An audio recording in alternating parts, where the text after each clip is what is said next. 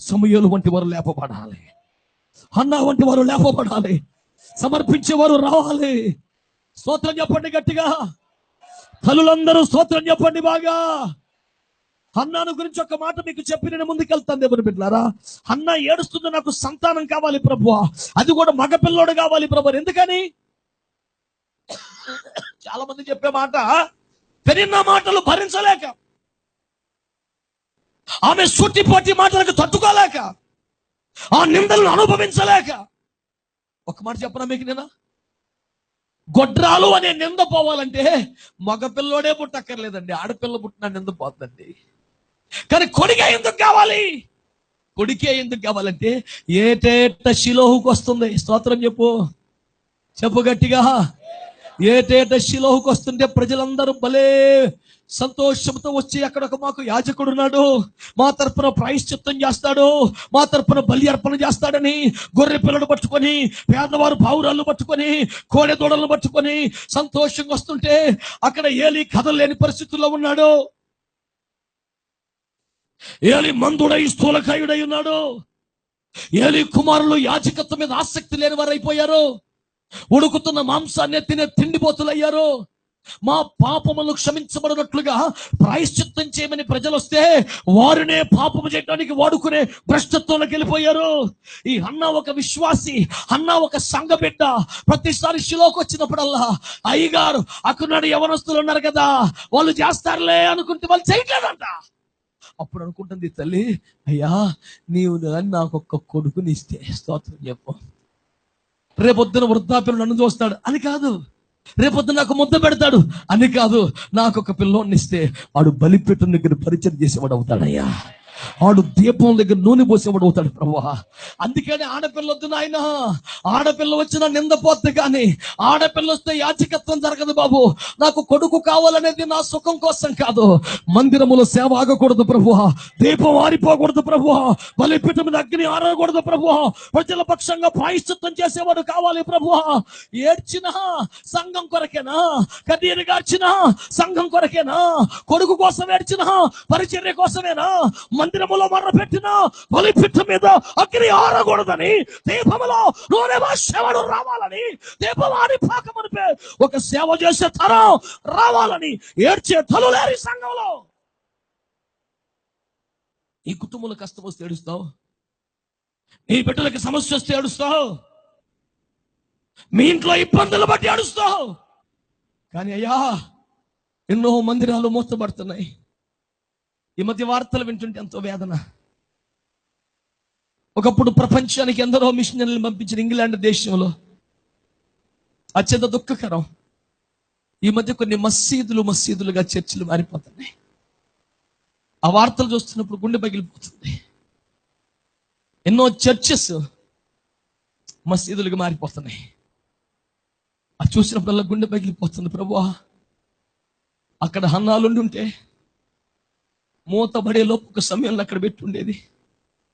సమయాలు పాలు విడిచాడంట, సమయాలు పాలు మరిచిపోయాడు, తీసుకొచ్చి గుళ్ళ వదిలిపెట్టింది. సంవత్సరానికి ఒక్కసారి వచ్చి అంగీ ఇచ్చేదంత అంటే పాపం. కానీ అంత చిన్నపిల్లడు ఏం చేశాడు తెలుసా? ఏలీ దగ్గర, ఏలీకి మాత్రం మొక్కలేదట, ఏలీ ఎదుట యెహోవాకు పరిచర్య చేయడం మొదలు పెట్టాడు. పరిచర్య అంటే అక్కడ ఏం చేయాలి? ఇప్పుడు అయ్యగారికి పరిచయం చేయమంటే నీళ్ళు అందించడమో, భోజనం పెట్టడమో, కాళ్ళు ఒత్తడమో చేయొచ్చు. యెహోవాకు చేయమంటే ఏం చేస్తాడు పిల్లోడు? పెద్ద పెద్ద వాళ్ళకే చేత కావట్లేదు యెహోవాకు పరిచయం చేయటం. చిన్న పిల్లోడు పాపమాడు. కానీ ఏం చేస్తాడంటే శామ్యూల్ యెహోవాకు పరిచయం చేస్తున్నాడు. యెహోవాకు పరిచయం అంటే ఏంటి? దీపం వెలిగించడమేగా, ధూపం వేయటమేగా, బలి అర్పణ చేయటమేగా, నైవేద్యం పెట్టడమేగా. ఈ పిల్లోడికి ఏమొచ్చు? వచ్చు. ఎవరు నేర్పారు పిల్లోడికి? ఏలీ నేర్పాడా? ఆయన వయసు అయిపోయింది పాపం. కొడుకులు నేర్పారా? అందుబాటులో లేని వాళ్ళు మరి ఎవరు నేర్పారు? ఖచ్చితంగా హన్నా నేర్పింది. ఇలాంటి తల్లి బైబిల్ ఎక్కడ కనపడదా? Such a wonderful mother she was. నేను అనుకుంటాను బహుశా పిల్లలకి రకరకాల బొమ్మలు కొనిపించి తల్లు ఆడిస్తారు కదా. హన్నా అట్లాంటి బొమ్మలు ఏమి కొనలేదు. ఖచ్చితంగా హన్నా ఇలాంటి బొమ్మ కొనింది. అరే కొడుక, చూసావా, ఇది దీపవృక్షంరా, ఇందులో నూనె పోయాలా, ఎప్పటికప్పుడు తగ్గిపోతుంది, నూనె పోస్తా ఉండాలా.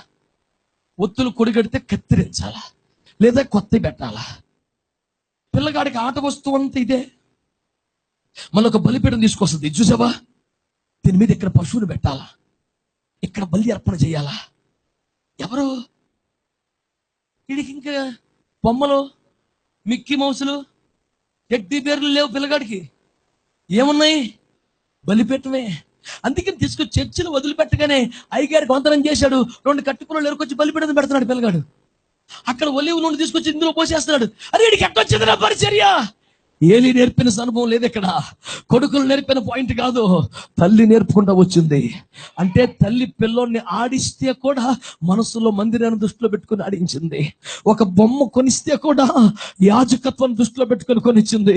అలాంటి తల్లి, ఒక్క తల్లి సంఘంలో ఉన్న చాలండి, సేవ ఆగిపోయే అవకాశం లేదు, మందిరం మూతపడే అవకాశం లేదు, దీపం ఆరిపోయే అవకాశం లేదు. అలాంటి తల్లుల కోసం కాదా ఈ పండుగలు, అలాంటి సమయాల కోసం కాదు ఈ పండుగలు. నేనైతే నా సంఘం కొరకు ఎప్పుడు ఏడ్చేది ఒకటి, అయ్యా నా సంఘములో నా సేవలో ఒక్క అన్నం లేపు నాయన, ఒక్క యొక్కబేతను లేపు నాయన. ఒక్క యొక్కబేత ఎంత దమ్ము, ఎంత ధైర్యం ఉండాలండి. తినేదాల్లో తిండా, ఉండేదాల్లో కొంపలో ఐగుప్తులో అనుక్షణం పిల్లని ఎవ్వరు లేదు చూసుకోవటం. మంది ఊరు కాదురా, ఈ తిండి వైభోగం ఎన్ని మనవి కాదురా. చూడు అక్కడ ఇటుకు పని చేస్తున్న వాళ్ళు మనోళ్ళు. నువ్వు ఎలాగైనా వారి విమోచకుడుగా మారాలి, ఫరో చేతుల నుంచి వాళ్ళని విడిపించాలి. వాళ్ళు వచ్చేసరికి, రాజకుమారా ఆడుకో నాన్న, రాకుమారా చదువుకుంటావా నాన్న, వాళ్ళు వెళ్ళిపోగానే, రే కొడుక ఇది మంద కాదురా, జాగ్రత్త రే, పొరపాటున పిల్లోడు నోరు జారితే ప్రాణం పోద్ది. పానై పనికి మళ్ళీ ప్రాణం చచ్చే లోపు మోషేను ఒక విమోచకుడికి తయారు చేయాలి.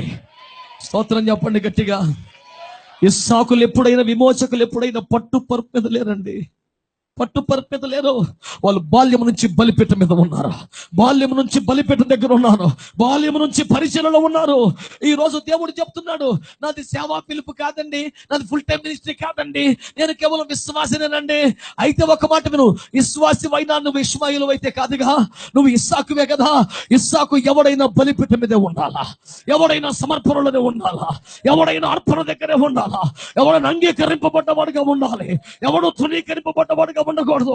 నీ అనుభవాలు బలిపీఠం చుట్టూ, నీ అనుభవాలు ధూపవేదిక చుట్టూ, నీ అనుభవాలు ఆ యొక్క దీపవృక్షం చుట్టూ రాత్రి నిద్ర మాని గింజలు నోరుతూ గానుగా తిప్పుతూ కొన్ని దీపాలు ఆరిపోకుండా వెలిగించగలిగిన యాజకత్వం చేసేవాడై ఉండాలి. ఇలాంటి తరం ఒకటి లేపబడాలని ఒక దర్శనం కలిగిన సేవ జరుగుతోంది.